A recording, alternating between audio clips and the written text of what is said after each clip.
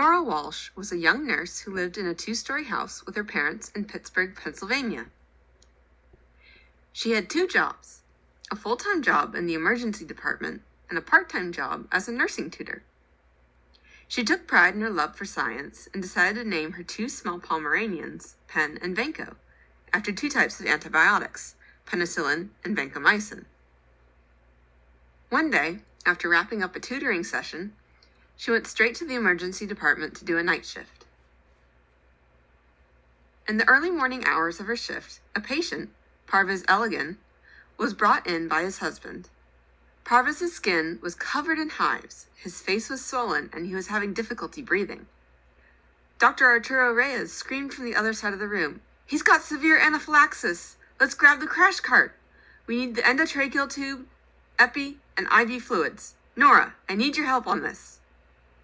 Nora left her coffee and rushed over to get the crash cart. A few seconds later, she was at the bedside, quickly opening up the drawers to get access to everything and rubbing her hands together with hand sanitizer. "Here you go, Doc," Nora said as she passed the endotracheal tube to Dr. Reyes. "Nora, I need you to..."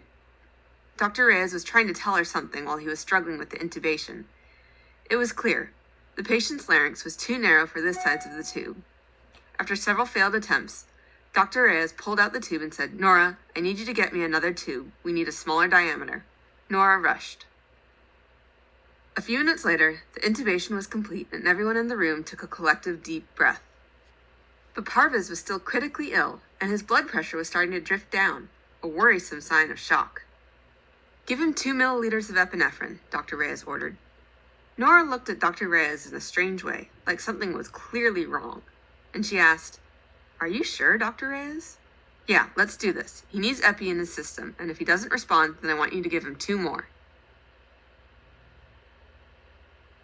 Nora grabbed the vial of epinephrine in the cart, which had a concentration of 1 to 1,000, and delivered 2 milliliters, which works out to a dose of 2 milligrams.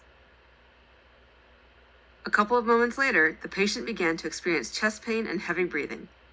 His blood pressure shot up fast, 200 over 120. Nora and Dr. Reyes looked up at the ECG monitor and saw the same thing. "He's experiencing severe tachycardia. We need to do something," Nora shouted. Unfortunately, the rapid change was too dramatic, and within moments, the patient had died. Dr. Reyes stared in shock and realized that he had said 2 milliliters, but that he had assumed that the vial of epinephrine had a concentration of 1 to 10,000. He had wanted to give a dose of 0.2 milligrams rather than 2 milligrams. He had ordered Nora to give 10 times more epinephrine by mistake. Nora and Dr. Reyes explained what happened to Parviz's husband, Ilan, who was stunned and horrified.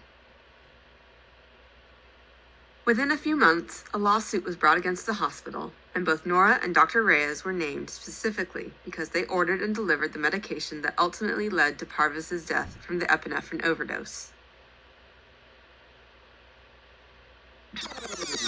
Now, to rewind this back, let's imagine that Nora had precisely asked Dr. Reyes about the epinephrine dose, rather than the volume of the medication. She could have repeated the dose out loud when she was noting it in the patient's chart, and also when she was about to inject it. This way, Dr. Reyes would have probably noticed the high dose that he had ordered, and he would have reduced it to 0.2 milligrams. The moral: request medications in terms of amounts rather than volumes. Verbal orders should be written down and repeated back and confirmed, even in an emergency.